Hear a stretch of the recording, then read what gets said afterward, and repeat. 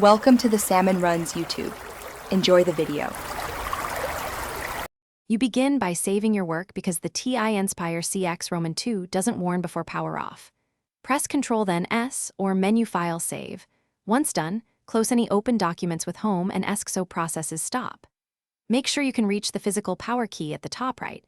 If batteries are low, plug in the USB-C charger now to avoid interruption. You're ready for the shutdown sequence. This prevents file corruption and ensures a clean power off. You'll now perform the soft power off. First, press the power key briefly. This puts the TI-Nspire CX Roman 2 to sleep and keeps your session intact. If the screen does not go dark or the calculator stays active, press and hold power for about 2 seconds to force a full shutdown. Make sure to watch for the charging or battery icon. If the unit is connected to USB-C power, it will show charging while shutting down. This sequence avoids resets and keeps settings intact.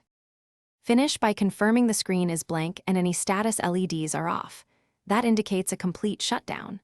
If the calculator is frozen and does not respond, hold the power key for 10 seconds or, if removable, take batteries out for a few seconds then reinstall. This reboots hardware without data loss.